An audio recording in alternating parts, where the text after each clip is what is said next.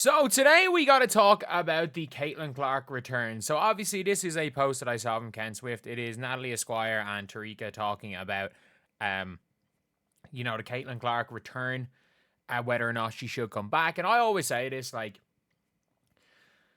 when Natalie Esquire talks about ball, I don't think she's bad. I think she's actually pretty decent. I don't actually disagree with either of these people are saying. Like, I don't disagree with either of their takes. I think they're kind of on the money. Or their logic is sound. Maybe rather than saying on the money, their logic is completely sound. Because at the end of the day, is Caitlyn Clark coming back in her best interest? It just depends. It literally just depends on how healthy she is. But basically, all that they were talking about is they talked about how basically, is it worth risking Caitlyn Clark's long-term career for basically to get to the playoffs and losing the first round? And I'm gonna be honest, like, we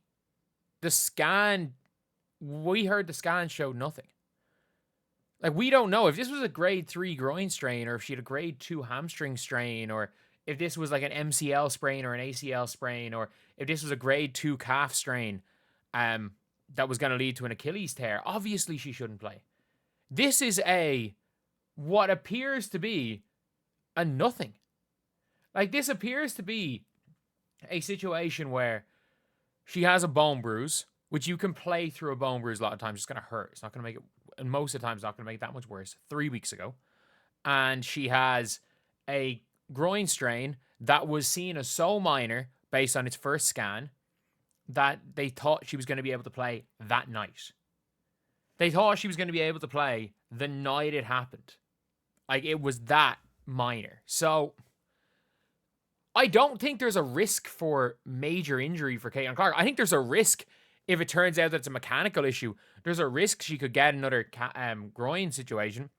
There's a risk that if it does turn out to be, because the way she's sitting on a cushion, all of these other things, it could literally be a case that she's pinched a nerve, which does take about 2 to 3 weeks to fully heal from. That if that's not fully healed, and the way she's running is pinching nerves in her groins, like, that obviously it could happen again. Something could happen. But at the end of the day, like, I don't disagree with their talk. Like, so they're talking about basically saying that Caitlyn shouldn't come back. They're saying Caitlyn shouldn't come back.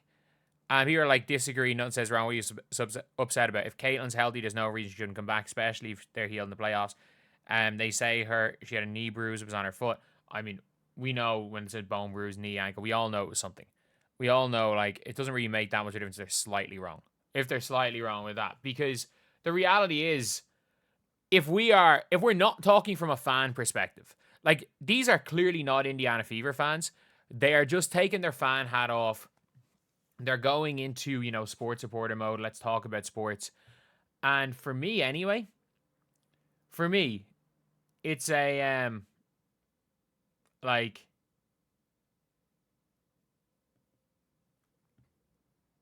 there's logic to it. There's logic to don't bring her back. Heck, there's logic to tanking.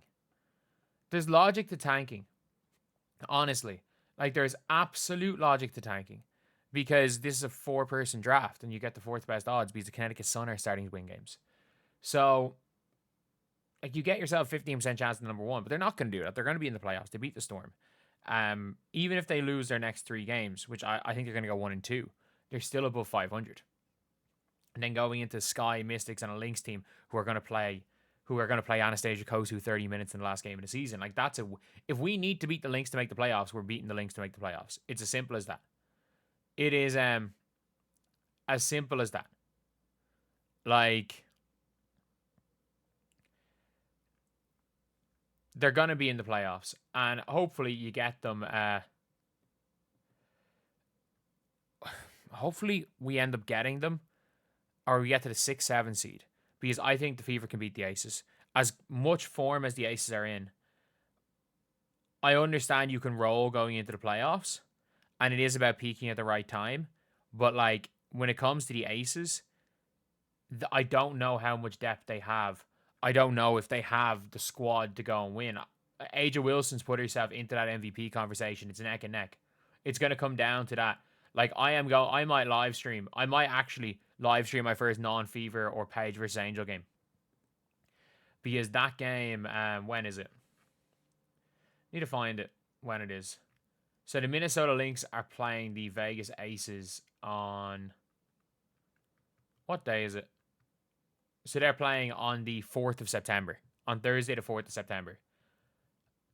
I'm probably going to go live for that game. It's in Vegas.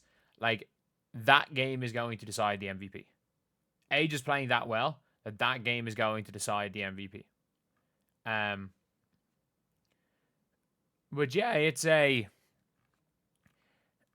I think the Aces are a team that the Fever can get. I think the Sparks or the Storm are a team the Fever can get. Oh, Storm, geez, they're not in that. But let's be real, the Storm might end up getting to the 6th seed and beat the Atlanta Dream. I think the Dream can be got. I think the Fever will beat the Dream if the Fever face the Dream. I think the Fever match up so well to the Dream. I think the Fever...